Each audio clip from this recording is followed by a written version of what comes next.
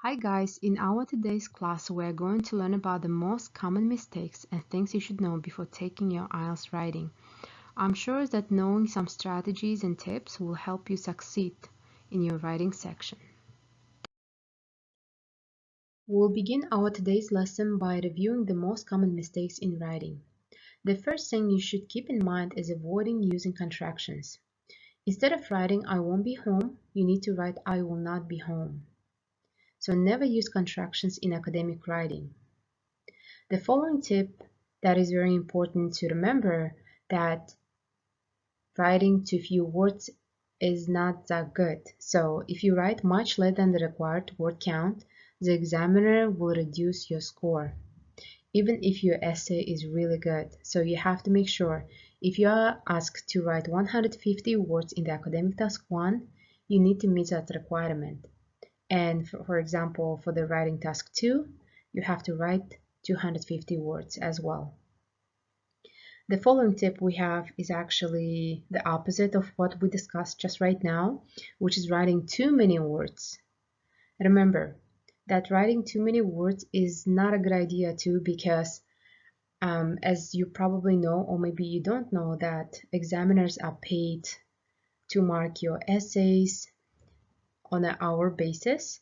It means they are being paid hourly, and they will not have enough time to read all the essays.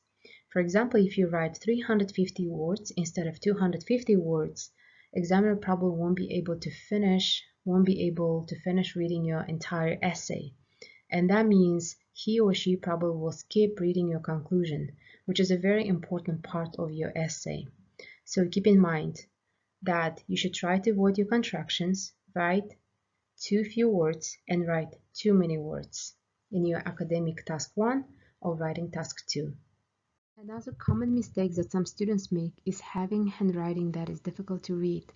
Remember that IELTS is still a handwritten exam, and the examiners will not spend time trying to understand your writing if they cannot read it.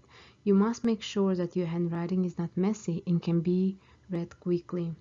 Also, asking your family members and friends to read your essays could be very helpful too, and they could give you honest feedback about your handwriting style.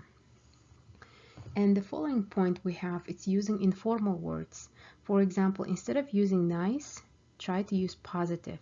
Remember that academic words are very different compared to our conversational English, and try to avoid using the words that we use in daily life, such as wanna, gonna, and so on. So there are a lot of words like that we use, but you should try to avoid using them.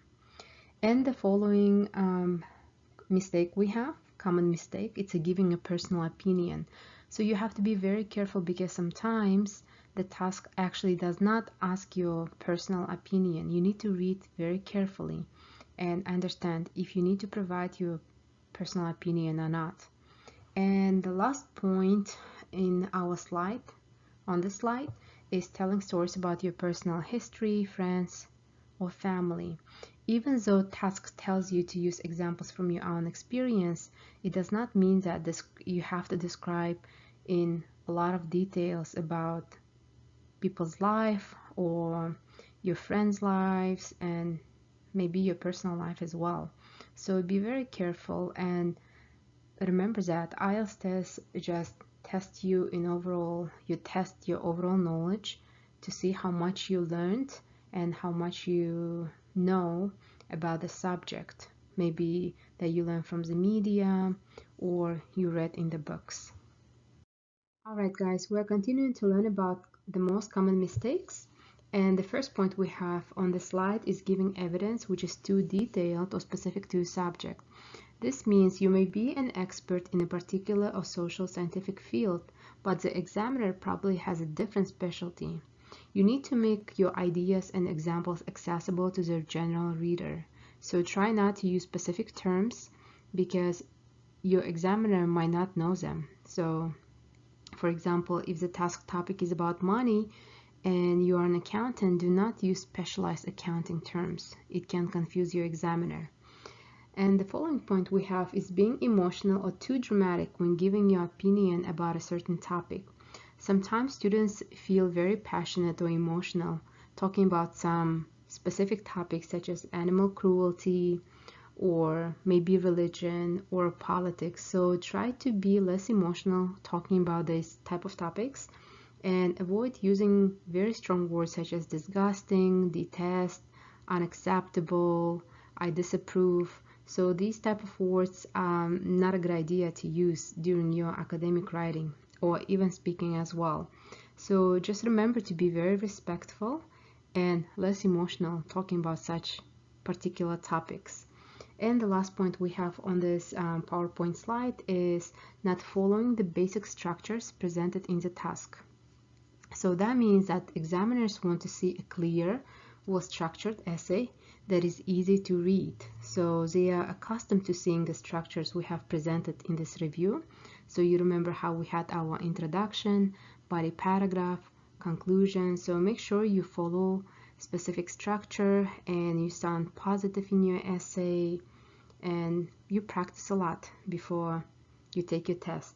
So, and remember, if you do all these points and you follow all the task set requirements you have to complete, I'm sure that examiner will be happy to reward you with a very good band score. Now we are going to discuss our sentences. You need to use 4 types of sentences to reach a higher score. The first kind we have is a simple sentence.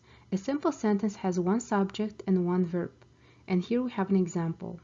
Television offers a variety of programs. In this case, we have one subject, which is television, and one verb, offers, which is a verb.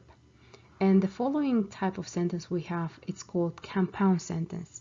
A compound sentence has 2 or more simple sentences linked by the conjunctions and, or, and but. So if you guys remember before you studied in your grammar class, different fanboys we had, so these are conjunctions that we use. Here we have an example. Some people are not bothered by violent TV programs, but others avoid them.